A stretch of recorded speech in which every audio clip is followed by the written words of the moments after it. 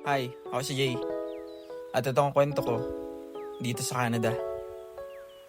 So, today's wala namang masyadong special. Bali, galing lang ako sa duty. Nag-out ako ng 3 p.m. din. Then, nakabalita ako ng merong kainan. Charot.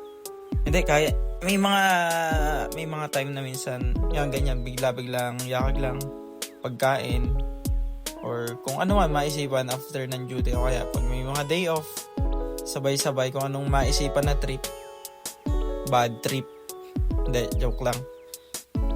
Yun, hindi, ang tawag dito sangyup. Sangyup thank you. Magsasangyup thank you daw. Pero syempre nagpapasalamat tayo sa mga ganitong pagkakataon na parang hindi kami stress, parang hindi kami pagod, parang hindi kami homesick. Pag sa mga pictures and video, parang sobrang saya sa abroad. Pero which is totally mas masaya pa din sa Pinas.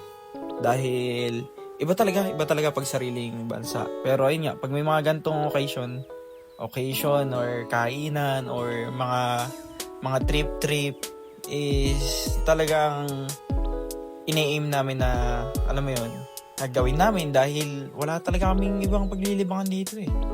Kumbaga, yun na lang yung way namin para medyo malimutan na nakaka-stress as OFW. Kaya thankful kami pag may mga gantong mga kaganapan sa aming buhay dito sa abroad. And yun nga, dahil temporary foreign worker kami dito, is lalo na sa panahon ngayon, almost talagang naging literal yung pagiging temporary foreign worker namin. Alam niyo na, regarding sa mga news, na mga balita nakikita niyo sa social medias. Kaya syempre kung sino na yun dyan, sinong kasama, kung sinong nasa paligid natin, samahan natin sa mga trip sa buhay. Kahit anong trip yan, kahit nakaka-bad trip, kahit biglaan, kahit unplanned. Kagaya na lang nung kasama ko dito sa apartment namin, kasama ko siya sa room. Lumipat na siya ng ibang province, nasa Fort Nelson, and ayun na nga, mag-isa na siya dun. And di ba, ang bilis lang, parang almost 2 years magkasama kami dito. And then the other day, pag uwi ko ng apartment, wala na siya. Aray ko.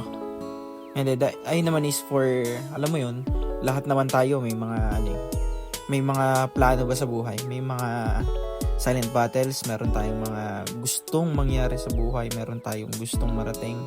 Lahat naman tayo sino bang ayaw, sino bang hindi. Yun nga lang, dahil magkakaiba tayo ng isip, magkakaiba tayo ng plano, is depende pa rin yun sa atin kung saan tayo papad pa rin ang decision natin ngayon para sa kinabukasan. Dahil nga, kung ano may itanim mo ngayon, aanihin mo siya bukas. And pag nagtanim ka ngayon, wala, diligan mo lang. Aray ko. Pero grabe talaga yung mga times na ako, almost 2 years na ako dito, and matapang talaga ako. Sa Riles ako lumaki. Mga tropa ko, mga batikan talaga. Lahat na pinasok ko din sa Riles eh. Pero matapang talaga ako, pero hindi sa abroad.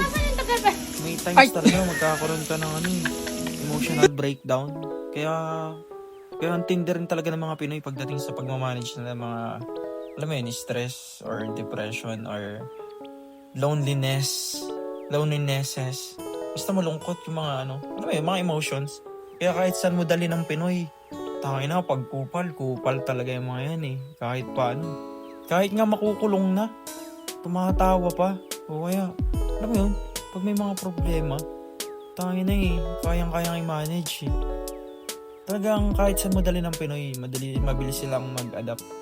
Kasi based on my experience ako, are you collecting points hindi up to date? At ako hirap ako dati doon. Pero ngayon, pag sinabihan nyo ako ng how are you, pag umuwi ako ng Pinas, sabihan nyo ako ng how are you, gago, wag nyo ako how are you. Sasabihin ko sa inyo, I'm good, tapos matatawa na lang ako. Siyempre, aray ko. Hindi, ayun nga, dahil ito nga mga to eh, mga kasama ko dito yung mga kupal yung mga, hindi ko naman kilala yung mga yun dati. Ngayon, wala, sobrang comfortable kasama yung mga nasa paligid. Basta, alam mo yun, basta, basta minsan kupal din sila. Alam mo yun. Siya, ako si Jay. At ito ang kwento ko. Bye.